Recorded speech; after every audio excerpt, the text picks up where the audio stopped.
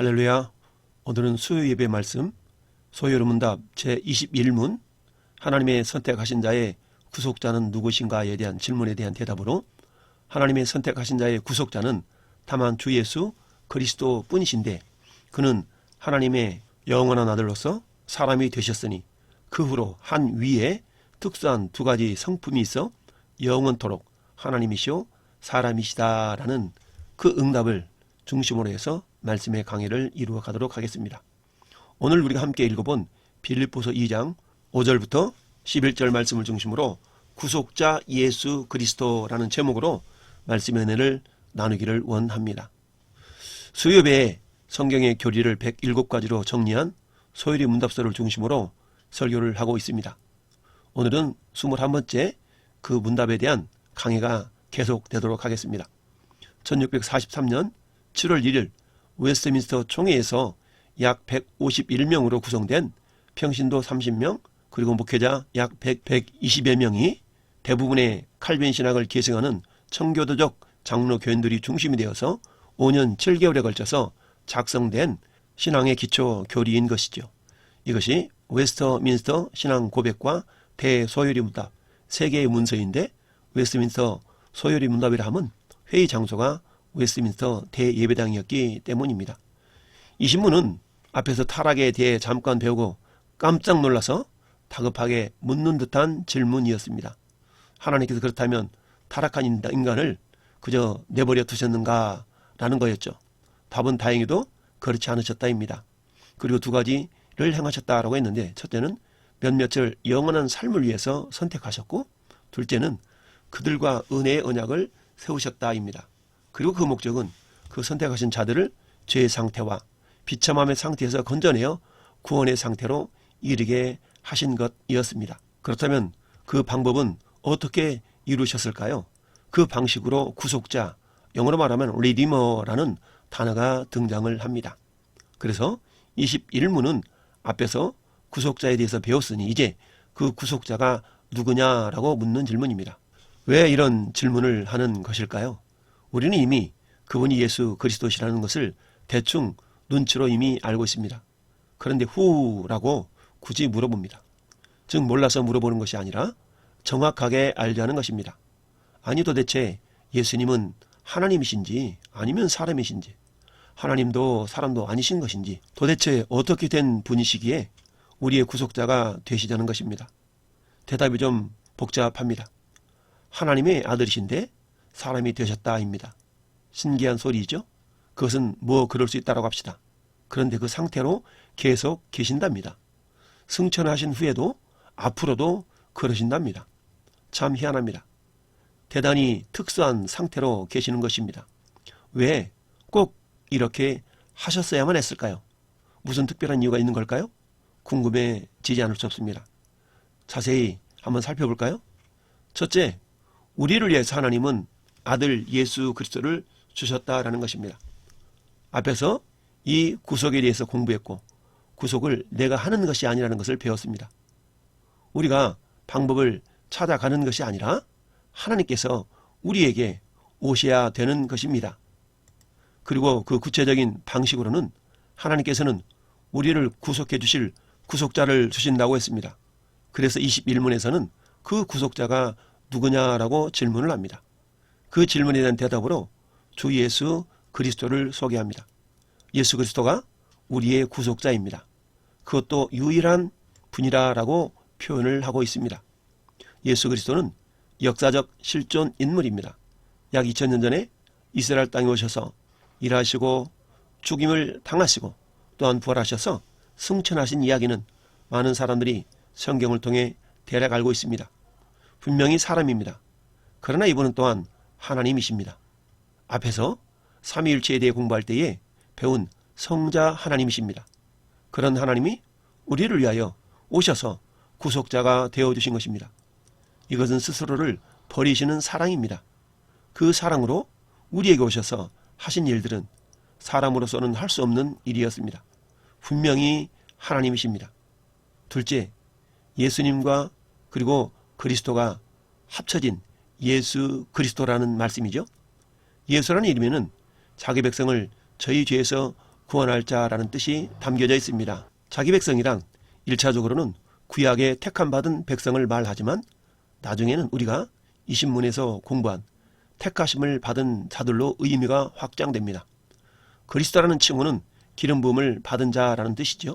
옛날에는 왕이나 제사장 그리고 선지자를 세울 때에 그의 머리에 기름을 부으심으로써 그 사람이 그 일에 적합한 자라는 사실을 공식화했습니다.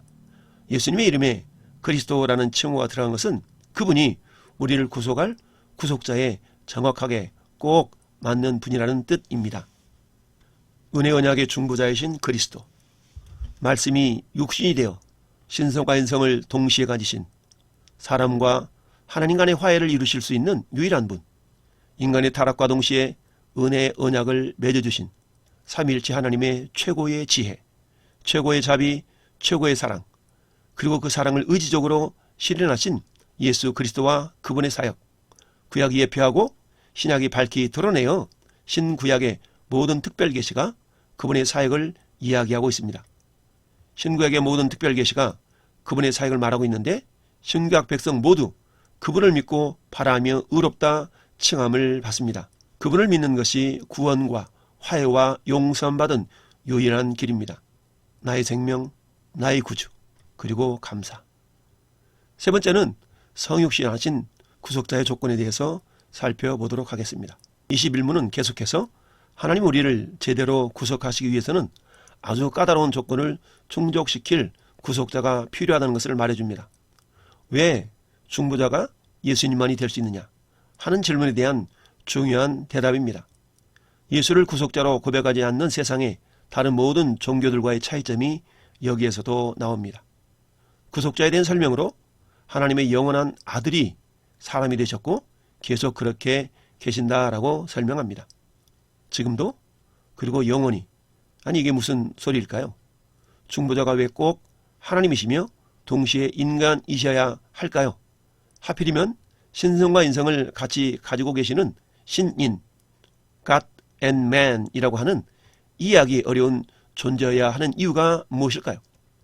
우리 구속자가 되기 위해서 갖춰야 할 조건은 그가 온전한 인간이면서도 온전한 하나님이셔야 한다는 것입니다.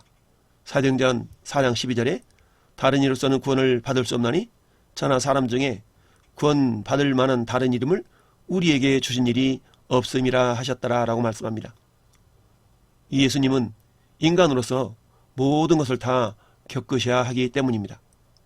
사람을 사랑하시되 어떻게 하나님이 신이신데 피조물에 불과한 인간을 사랑할 수 있을까 하는 문제입니다.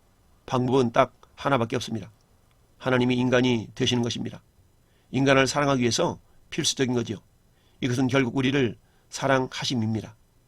두 번째, 하나님으로서 그러면 또한 인간의 죄를 대신 지시고 그 죄에 버린 사망을 이겨내야 하는데 인간으로서는 하나님의 진노를 당해서 견디지 못하기 때문입니다. 인간으로서는 그 진노를 이길 힘이 없습니다. 죽음을 이기고 부활할 수 없다는 이야기죠. 주의할 점은 이것이 두 인격이 아니라 한 인격체라는 것입니다. 결국 구속자의 조건은 우리 죄를 대신 완벽하게 해결하면서도 하나님의 사랑과 공의의 원리를 분명하게 드러내는 것에 철저히 초점을 맞추고 있습니다. 이처럼 하나님은 우리를 죽기까지 사랑하심으로 그분의 사랑을 우리에게 확정하셨습니다. 하나님의 사랑이 얼마나 크시냐고요? 죽기까지 사랑하셨다 이 한마디이면 끝나는 거죠. 로마서 5장 8절에 우리가 아직 죄인 되었을 때에 그리스도께서 우리를 위하여 죽으심으로 하나님께서 우리에 대한 자기의 사랑을 확증하셨느니라 라고 말씀합니다. 다른 종교들의 신은 절대로 그렇게 하지 않습니다. 신들은 신들끼리 놀고 인간은 인간의 세계에서 올망졸망 살아갑니다. 인간을 위해서 신이 죽다니요. 죽긴 왜 죽습니까? 이런 신들은 그 갭을 뛰어넘지 못합니다. 물론 간혹 신화를 보다 보면 일부 뛰어넘는 경우가 있는데 그것은 욕심이거나 불륜이거나 여러모로 결말이 좋지 못합니다. 다른 종류의 종교는 주로 인간이 자신의 한계를 뛰어넘어 신에게 가까이 가거나 신처럼 되는 방식으로 그 차이를 극복해 보려고 합니다. 그래서 온갖 고행으로 인간의 한계를 뛰어넘어 보려고 노력합니다. 극한까지 가보는 것이죠. 그러나 성경이 말하는 방식은 사랑입니다. 하나님 편에서 우리를 긍휼히 여겨주시기 위해서 우리에게 오셨다라는 것입니다. 그래서 더욱 은혜입니다. 히브리서 4장 15절 말씀에 우리에게 있는 대제사장은 우리의 연약함을 체휼하지 아니하시는 자가 아니요 모든 일에 우리와 똑같이 시험을 받은 자로 돼 죄는 없으시니라. 여기서 체휼하지라는 말은 동정하지라는 말과 바꿔 쓸 수 있습니다. 새롭게 번역된 개역 개정판에서는 체휼하지를 동정하지로 바꾸어 기록하고 있죠. 네 번째, 하나님은 지금도 그렇게 하고 계신다. 지금도 예수님은 인간이시면서 하나님의 모습으로 계신다라는 것입니다. 왜 한번 동정하셨으면 됐지 굳이 지금도 하늘에서까지 그 인성을 입고 계실까요? 여전히 우리를 위해 간과하시기 위한 것이라고 합니다. 단지 땅에서만 잠시 인간의 모습으로 계시다가 그렇게 만 것이 아니라 지금도 하나님 앞에 인성으로 나타나셔서 여전히 연약하여 죄를 짓는 우리를 위해서 중재하시고 계시는 것입니다. 우리 연약함을 잘 아시는 그리스도께서 말입니다. 그래서 우리는 매번 기도할 때마다 마지막에 예수 그리스도 이름으로 기도합니다 라고 늘 말하는 것입니다. 그분 덕분에 우리의 기도가 하나님께 드려질 수 있는 것입니다. 하여튼 우리는 예수님이 아니고서는 안 됩니다. 그냥 하나님으로서도 충분히 우리를 사랑하실 수 있는 거 아닌가요? 라고 우리가 질문할 수 있습니다. 하나님 우리를 사랑하셔서 인간이 되셨다? 이 설명이 어색하게 느껴지는 사람도 있을 것입니다. 우리를 구속하시는데 하나님이 괜히 너무 복잡한 과정을 거치시는 것이 아닌가 하고 의아해할 수도 있습니다. 그냥 굳이 인간이 되지 않고도 하나님으로 쭉 계시면서도 우리를 사랑하시는 확신만 보여주신다면 되는 게 아니었을까요? 답은 노입니다. 만약 그렇게 했다면 그 사랑은 완전하지 않습니다. 아니, 하나님의 사랑이 완전하지 못하게 된다는 뜻이 아니라 연약하고 죄 많은 우리 쪽에서 그 사랑을 믿지 못하는 것입니다. 그래서 하나님은 그 사랑을 우리에게 전달하시기 위해서 이렇게 하신 것 같습니다. 우리를 사랑하고 배려하시는 것이죠. 우리를 진정으로 체휼하시기 위함입니다. 체휼이라는 것은 쉽게 말하면 그가 느끼는 것을 나도 느끼고 그가 아는 것을 나도 안다라는 것입니다. 여기서 안다는 것은 신체적으로나 정신적으로나 마음으로나 다 아는 것을 말합니다. 예를 들어 상담을 잘 하려면 그 일을 직접 겪은 사람이 가장 잘 압니다. 비상담자 입장이 되어줄 수 있기 때문입니다. 입장이 동일하면 쉬운 것이 아닙니다. 수많은 영화나 드라마에 가난한 집 여자와 재벌 2세 남자의 스토리가 등장하곤 하죠. 거의 언제나 남 주인공과 여주인공은 서로를 이해하지 못합니다. 저 사람은 나를 어느 정도밖에 이해하지 못할 거야 라는 마음을 갖습니다. 입장이 너무나도 다르기 때문이죠. 두 사람의 그 격차가 좁혀지지 않으면 사랑이 성립될 수가 없습니다. 드라마의 관전 포인트가 여기 있습니다.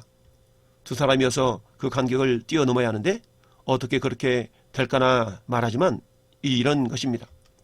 무엇보다도 확실한 예는 우리가 아이를 낳고 길러봐야 부모의 마음을 안다라는 말을 할 때에 그때 안다라는 것을 떠올리면 이해가 하기 쉽습니다. 그것이 바로 체휼입니다. 물론 하나님은 우리를 만드신 분이십니다. 요즘 표현으로 말하면 우리 인간의 개념 지도를 다 파악하고 계시는 설계자이십니다. 그럼에도 불구하고 우리 수준에 맞춰 주시려고 이렇게 하십니다. 그 사랑이 크고 놀랍고 그래서 더욱 감사할 따름입니다. 오늘 말씀을 마무리합니다. 첫째, 택함받은 자들의 구속자는 다만 주 예수 그리스도뿐이시라는 것이죠. 사도행전 4장 12절을 다시 한번 묵상합니다. 다른 이로서는 구원을 받을 수 없나니 저나 사람 중에 구원을 받을 만한 다른 이름을 우리에게 주신 일이 없음이라 하셨더라. 둘째, 예수 그리스도는 하나님의 영원한 아들로서 사람이 되셨습니다. 빌립보서 2장 6절부터 그는 근본 하나님의 본체시나 하나님과 동등됨을 취할 것으로 여기지 아니하시고 오히려 자기를 비워 종의 형체를 가지사 사람들과 같이 되셨고 사람의 모양으로 나타나사 자기를 낮추시고 죽기까지 복종하셨으니 곧 십자가에 죽으심이라 라고 말씀합니다. 셋째, 우리가 기억해야 될 것은 예수 그리스도는 한 인격 안에 두 가지의 성품 곧 신성과 인성을 동시에 가지신 분이라는 것입니다. 예수 그리스도는 이처럼 완전한 하나님이시면서 완전한 사람이신 분입니다. 그러므로 예수 그리스도는 하나님의 택하신 백성들의 유일한 구속자이신 것입니다. 사랑하는 성도 여러분, 예수님 오늘도 하늘 보좌 우편에서 우리를 위해 중보 기도하고 계십니다.